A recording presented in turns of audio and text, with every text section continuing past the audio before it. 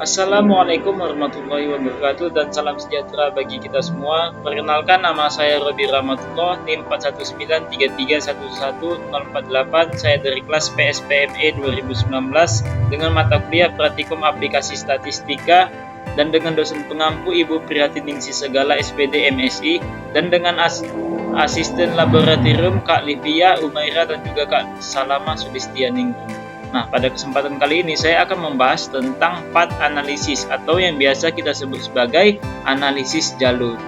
Nah, jadi sebelum kita membahas prosedur atau langkah-langkah dalam kita melakukan uji analisis jalur, maka alangkah lebih baiknya kita terlebih dahulu mengetahui apa itu analisis jalur.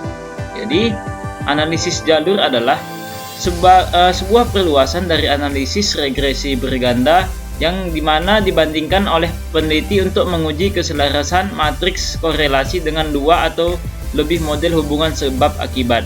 Nah, jadi dengan demikian analisis jalur pada dasarnya adalah sarana untuk menganalisis hubungan kausal antar variabel guna mengetahui baik pengaruh langsung maupun pengaruh tidak langsung di antara variabel bebas ataupun yang kita sebut sebagai variabel independen dan juga terhadap variabel terikatnya yang kita sebut sebagai variabel independennya. Nah, kemudian di sini kita memiliki ada sebuah contoh. Misalkan di sini adalah contoh seorang mahasiswa pasca sarjana ingin meneliti pengaruh gaya belajar yang disebut sebagai variabel X1 dan lingkungan belajar X2 terhadap motivasi belajar serta dampaknya terhadap hasil belajar. Nah, jadi adapun data sampel terdiri atas 100 data dengan rincian sebagai berikut. Nah, jadi di sini ada 100 data di mana data tersebut akan kita lakukan uji analisis jalur. Bisa kita lihat di sini ada sebanyak 100 data. Nah, kemudian langsung saja kita masuk terlebih dahulu ke langkah-langkah ataupun prosedur penggunaan SPSS pada uji analisis jalur ini.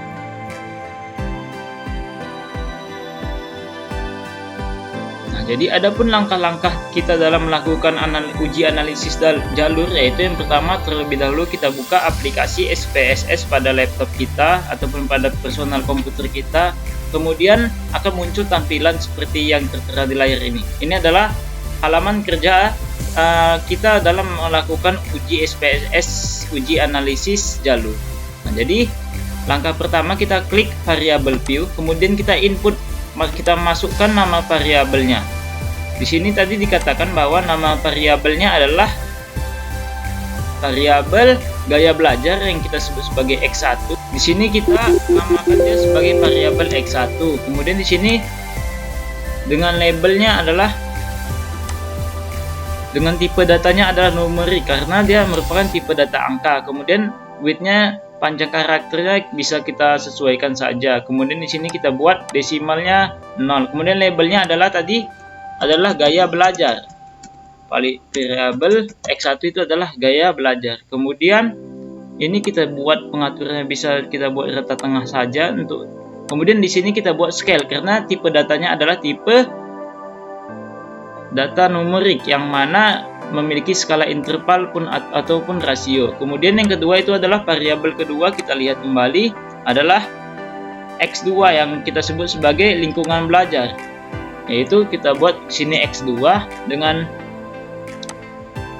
desimalnya kita buat 0 saja. Kemudian dengan labelnya adalah lingkungan belajar. Lingkungan belajar. Kemudian ini sama juga bisa kita buat datanya adalah tipe data scale. Ini kita buat rata tengah. Kemudian variabel ketiga adalah kita buat adalah motivasi belajar yang kita simbolkan sebagai Y, yaitu motivasi belajar. Berarti ini kita buat 0. Di sini kita buat labelnya motivasi belajar. Kemudian ini juga sama pengaturannya kita buat. Tipe datanya adalah kita buat scale juga. Kemudian variabel yang keempat yaitu variabel hasil belajar yang dilabelkan dengan Z, yaitu hasil belajar. Kita buat di sini labelnya hasil belajar. Di sini tipe datanya Z, sini hasil belajar. Kemudian ini kita buat tipenya adalah center. Kemudian di sini kita buat tipe datanya adalah scale, sama. Nah, kemudian setelah kita mengisi ataupun memasukkan nama variabel, maka langkah selanjutnya kita adalah mengklik data view. Kemudian kita input data yang akan diuji. Sebelumnya saya sudah menyiapkan data yang akan diuji, maka dari itu kita copy paste saja. Kita copy paste sebanyak 100 data. Kita copy paste, kemudian kita letakkan, kita copy pastekan di data view.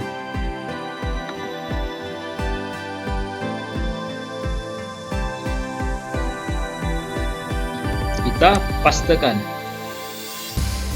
Nah, setelah kita pastekan, maka langkah selanjutnya adalah kita tinggal mengklik menu Analyze untuk kita menguji analisis jalur yang merupakan bagian dari analisis regresi berganda. Nah, kita klik Analyze, kemudian kita pilih Regression, kemudian kita pilih yang linear. Nah, setelah itu, maka nanti akan muncul kotak ataupun bagian dari kotak linear regression, di mana pada bagian ini kita akan memindahkan ataupun memasukkan gaya belajar ataupun yang kita sebut sebagai variabel X1 ke kotak independent list, dan juga variabel X2 itu lingkungan belajar kita pindahkan ke dalam kotak independent list juga. Kemudian di kotak independent kita pindahkan itu ataupun kita masukkan variabel motivasi belajar, yaitu variabel Y di sini. Nah, seperti itu. Maka setelah kita pindahkan ataupun kita masukkan variabel ke dalam kotak dependent dan juga independent, maka langkah selanjutnya adalah kita tinggal mengklik OK, dan kita akan memperoleh hasil output pada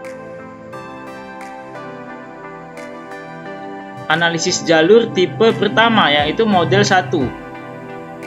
Kemudian untuk model kedua, maka langkahnya sama, tinggal kita klik, kita masukkan variabelnya sama, kemudian kita klik data view sama, kita input data view-nya, kemudian kita klik Analyze, lalu kita klik Regression kembali, kita pilih yang linear juga sama seperti sebelumnya. Nah, dalam hal ini untuk model regresi kedua, maka kita memindahkan variabel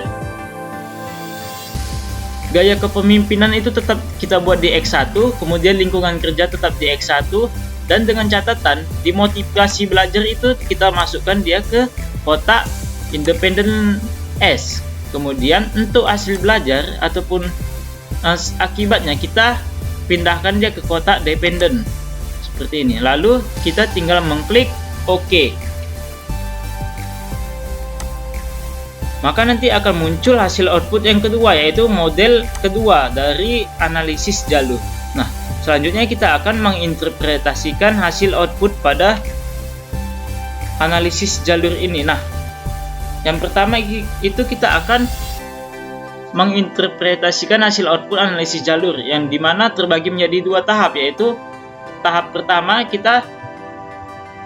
yaitu tahap menghitung koefisien jalur, dimana tahap ini terdiri atas dua nanti, yaitu tahap menghitung koefisien jalur model 1 dan juga model 2. Kemudian di tahap kedua itu ada uji hipotesis dan juga penarikan kesimpulan. Nah, langsung saja kita masuk ke tahap pertama, yaitu menghitung koefisien jalur. Yang pertama kita akan menghitung koefisien jalur model 1. Nah, bisa kita lihat untuk menghitung koefisien, kita hanya perlu memerhatikan tabel model summary dan juga tabel koefisien, dimana mengacu pada hasil output regresi model 1 ini, pada bagian tabel koefisien bisa kita lihat di sini bahwa dapat kita ketahui nilai signifikansi dari variabel X1, yaitu variabel gaya belajar, sebesar 0,316, yang dimana itu merupakan lebih besar dari nilai alfa ataupun nilai alfa 0,05, yang artinya bahwa regresi model 1 ini pada variabel X tidak berpengaruh signifikan terhadap variabel Y. Sedangkan untuk variabel X2 atau variabel lingkungan belajar itu sebesar 0, nilai signifikansinya sebesar 0,008 yang dimana lebih kecil dari nilai alfa 0,05, yang artinya variabel X2 ini berpengaruh signifikan terhadap variabel Y.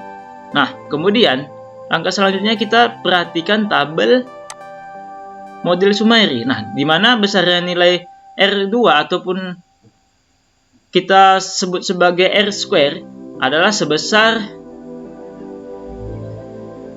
0,074, yang mana hal ini menunjukkan bahwa kontribusi ataupun sumbangan pengaruh X1 dan juga pengaruh X2, yaitu variabel gaya belajar dan variabel lingkungan belajar, itu sumbangsinya ataupun kontribusinya sebesar 7,4%, sementara sisanya sebesar 92,6% merupakan kontribusi dari variabel yang lain yang tidak dimasukkan dalam penelitian. Nah, kemudian kita juga akan memperoleh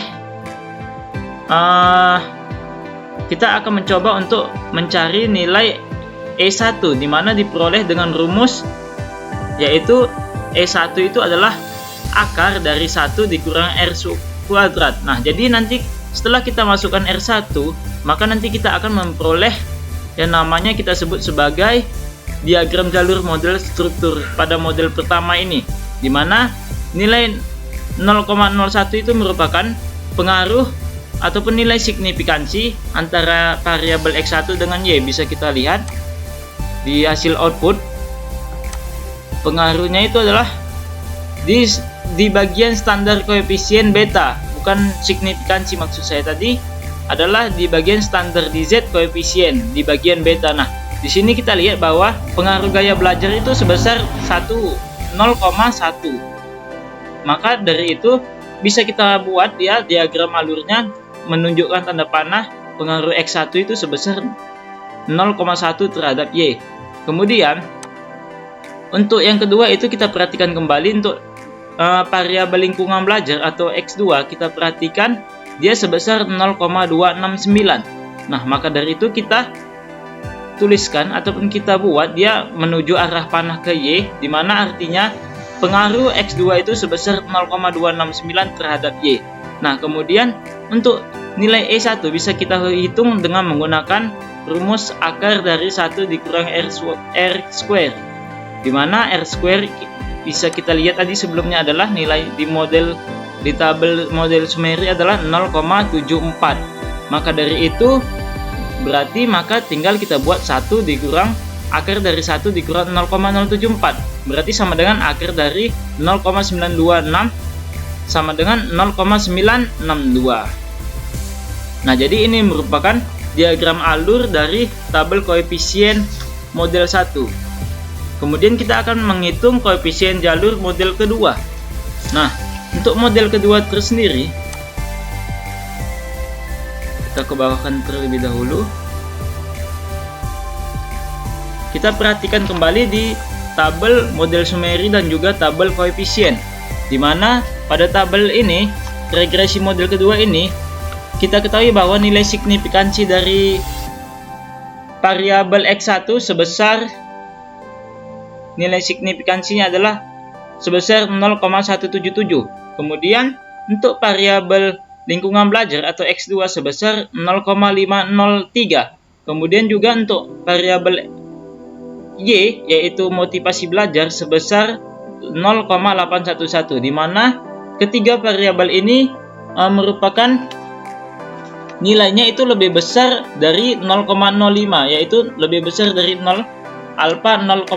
Maka dapat kita simpulkan bahwa variabel X1, X2 dan juga Y tidak berpengaruh signifikan terhadap variabel Z. Nah, kemudian kita juga dapat mencari besarnya nilai R square ya yang terdapat pada tabel model Sumeri. Bisa kita perhatikan di sini besaran nilai R square itu adalah 0,028, yang artinya menunjukkan bahwa kontribusi X1 X2 dan Y, yaitu variabel gaya belajar, lingkungan belajar, dan juga motivasi belajar, itu sebesar kontribusinya itu sebesar 2,8%. Nah, sementara itu sisanya sebesar 97,2% merupakan kontribusi dari variabel lain yang tidak diteliti. Nah, kemudian kita dapat menghitung kembali nilai E2, yaitu diperoleh dengan rumus sama seperti menghitung E1, yaitu akar dari 1 dikurang R square. Nah, dalam hal ini bisa kita cari nilai dari R2-nya. Maka kita kembali ke PPT sebelumnya untuk mencari kita nilai R2. Nah, kan tadi diketahui bahwa untuk model pertama itu sudah kita ketahui, yaitu ini dia X1, X2, dan Y. Kemudian kita lanjutkan dari model pertama itu, kita akan mencari diagram jalur untuk model kedua. Nah, maka dari itu untuk model kedua bisa kita perhatikan di hasil output bahwa untuk pengaruh X1 terhadap Z itu sebesar, bisa kita lihat di standar di Z koefisien beta. Untuk gaya belajar itu X1 terhadap Z itu sebesar nilainya adalah min 0,139. Maka dari itu kita arahkan tanda panah X1 ke Z. Kita tuliskan pengaruhnya sebesar min 0,139. Begitu juga untuk pengaruh X2. X2 yaitu pengaruh variabel lingkungan belajar sebesar 0,071 terhadap Z. Kita arahkan tanda panahnya kembali 0,071 ke arah Z. Kemudian untuk variabel motivasi belajar juga sama, kita arahkan ataupun dia sebesar 0,025. Maka dari itu kita tulis pengaruh Y terhadap Z itu adalah sebesar 0,025. Kemudian nilai E2 dapat kita cari kembali dengan akar dari 1 dikurang R square, di mana R square ini merupakan hasil dari tabel output yang kedua, yaitu kita perhatikan nilai R square-nya di tabel model Sumeri yaitu sebesar min 0,028. Maka berarti 1 dikurang 0,028. Di sini maksudnya 1 dikurang 0,028. Nah, kemudian berarti 1 dikurang 0,028 sama dengan 0,972. 0,972. Berarti di sini adalah 0,972. Maka akar dari 0,0972 adalah 985.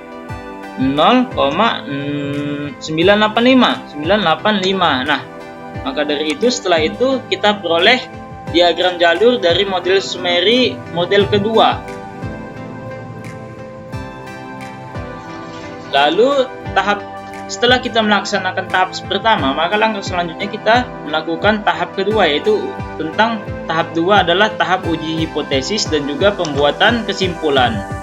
Jadi yang pertama itu akan kita menguji pengaruh langsung antar variabel tersebut, di mana hipotesis yang kita gunakan itu yang pertama hipotesis terhadap Y, yaitu hipotesisnya H0 tidak ada pengaruh yang signifikan M terhadap Y, HA-nya ada pengaruh yang signifikan M terhadap Y, dan di mana M itu merupakan variabel X1 dan juga X2. Kemudian untuk yang kedua itu kita akan menganalisis terhadap Z, terhadap variabel Z, di mana hipotesis yang kita gunakan adalah sama seperti sebelumnya. H0 itu tidak ada pengaruh yang signifikan M terhadap Z. HA-nya adalah ada pengaruh yang signifikan M terhadap Z, di mana M itu merupakan variabel X1, X2 dan juga Y. Nah, adapun cara kita menarik ataupun mengambil keputusan yang pertama itu H0 diterima jika H0 diterima dan H0 ditolak jika nilai signifikansi lebih besar dari alfa 0,05. Kemudian jika H0 ditolak dan H0 diterima jika nilai signifikasi lebih kecil dari alfa 0,05. Kemudian selanjutnya kita menganalisis terhadap Y, dimana untuk analisis terhadap Y ini kita perhatikan nilai signifikansi variabel X1 terhadap Y. Yang pertama, kita perhatikan di output nilai signifikansi variabel X1 terhadap Y sebesar 0,316 di tabel model pertama. Koefisien, kita perhatikan di sini variabel gaya belajar itu merupakan X1. Kita perhatikan nilai signifikansinya adalah 0,316, di mana 0,316 ini lebih besar dari alfa 0,05. Maka H0 diterima dan juga HA ditolak, yang artinya bahwa tidak ada pengaruh yang signifikan variabel X1 terhadap variabel Y. Kemudian yang kedua itu kita akan menganalisis pengaruh X2 terhadap Y. Nah, kita perhatikan kembali variabel X2 itu adalah lingkungan belajar dengan nilai signifikansi adalah 0,008, di mana 0,008 ini lebih kecil dari alfa 0,005. Maka H0 ditolak dan HA diterima, yang artinya bahwa ada pengaruh yang signifikan variabel X2 terhadap variabel Y.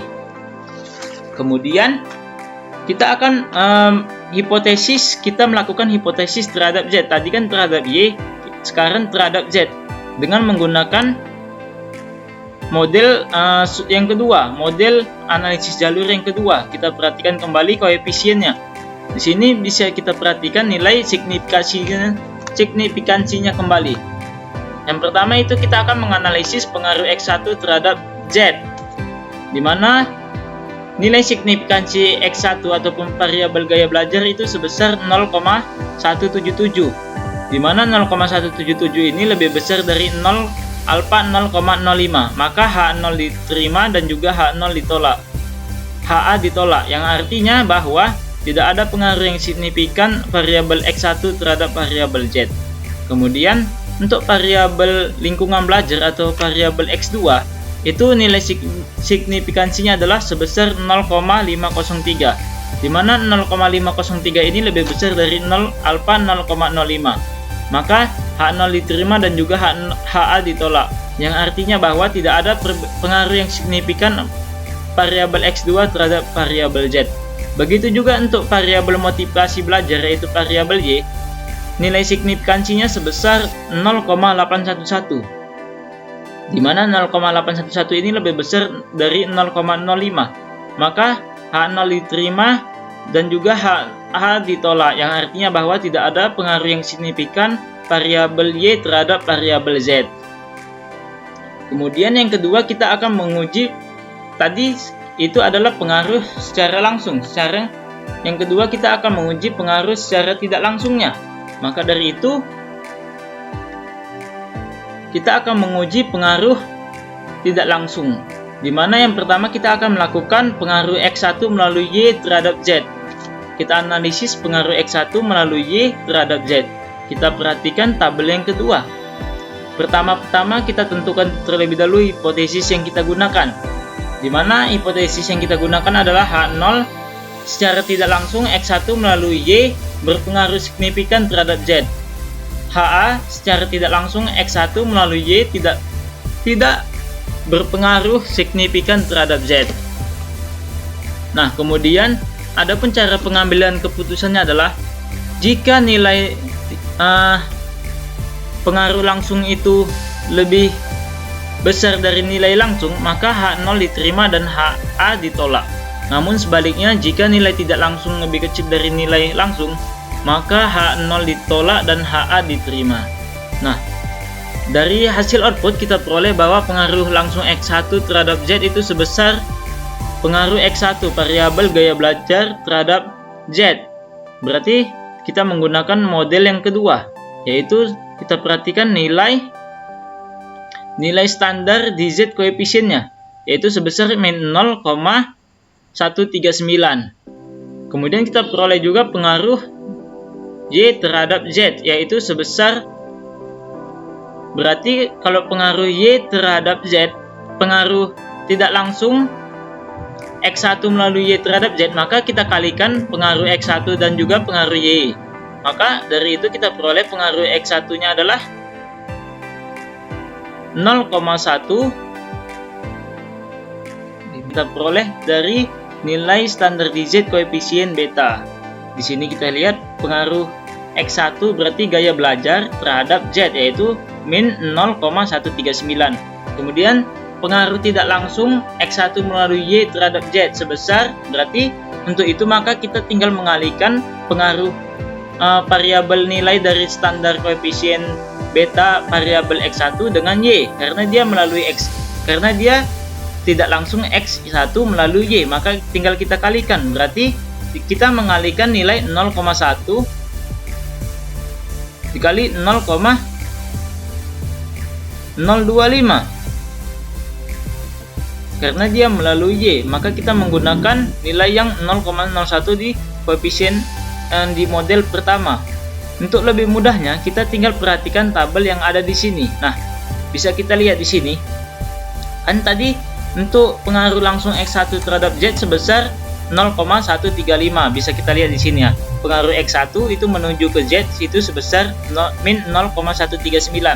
Kemudian untuk pengaruh tidak langsung X1 melalui Y, berarti X1 melalui Y. Kita perhatikan tabel yang pertama ini, X1 kemudian dia melalui Y, maka kita akan mengalihkan dari nilai dari standardized koefisien yang pertama ini 0,1, kita kalikan dengan melalui Y terhadap Z, berarti alurnya adalah dari X1 ke Y ke Z, tinggal kita kalikan 0,1 dengan min 0,025, maka hasilnya adalah kita peroleh min 0,025, sehingga total dari pengaruh langsung dan juga ditambah dengan pengaruh tidak langsung adalah min 0,139 ditambah dengan 0,052. Min 0,052 menghasilkan totalnya adalah min 0,1415. Nah, kemudian kita akan melakukan penarikan kesimpulan, di mana karena kita peroleh nilai tidak langsung itu sebesar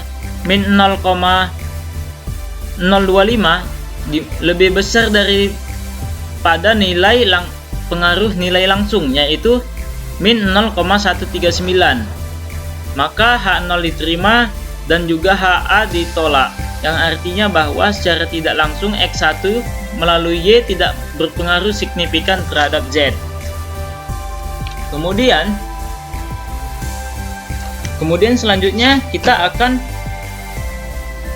kembali ke SPSS terlebih dahulu. Kita melakukan pengaruh X2, pengaruh tidak langsung X2 melalui Y terhadap Z, di mana hipotesis yang kita gunakan adalah H0 secara tidak langsung X2 melalui Y berpengaruh signifikan terhadap Z, dan HA secara tidak langsung X2 melalui Y tidak berpengaruh signifikan terhadap Z. Nah, adapun teknik pengambilan keputusan adalah yang pertama, jika nilai tidak langsung itu lebih besar dari nilai langsung, maka H0 diterima dan juga HA ditolak. Namun sebaliknya, jika nilai tidak langsung lebih kecil dari nilai langsung, maka H0 ditolak dan HA diterima. Nah, dari hasil output kita pengaruh langsung itu kita peroleh bahwa X2 itu terhadap Z. Kita perhatikan kembali tabel analisis diagram jalur yang telah kita buat, yaitu kita mau melakukan analisis terhadap pengaruh X2 terhadap Y dengan melalui Z. Maka dari itu kita perhatikan alurnya. Di sini berarti kita berfokus pada awalnya, titik awalnya adalah X2. Kemudian kita menuju ke Y karena dia melalui Y. Maka kita peroleh yaitu 0,269. Kemudian dari Y dia terhadap Z, maka kita peroleh min 0,2025. Kemudian kita kalikan, berarti kita peroleh hasilnya adalah min 0,006725. Nah, kemudian dari situ kita peroleh bahwa sebelumnya kita peroleh bahwa juga pengaruh langsung X2 terhadap Z itu sebesar, kita perhatikan X2 terhadap Z langsung berarti sebesar 0,071. Maka dari itu total pengaruh langsung dan juga tidak ditambah dengan pengaruh tidak langsung adalah berarti 0,071 ditambah pengaruh tidak langsungnya tadi kita peroleh min 0,00675. Nah, maka kita dapat menarik sebuah kesimpulan, di mana karena nilai tidak langsung itu sebesar tadi kita sebutkan min 0,006725 lebih kecil dari nilai langsung yaitu 0,071, maka H0 ditolak dan HA diterima. Yang artinya bahwa secara tidak langsung X2 melalui Y tidak berpengaruh signifikan terhadap Z. Nah, jadi dapat kita dari hasil pengaruh tidak langsung ini dapat kita simpulkan bahwa pengaruh X1 dan X2 melalui Y terhadap Z ditolak karena tidak berpengaruh secara signifikan. Nah, jadi demikianlah pembahasan dari saya tentang analisis jalur. Lebih dan kurang saya mohon maaf, dan saya akhiri dengan wassalamualaikum warahmatullahi wabarakatuh dan terima kasih.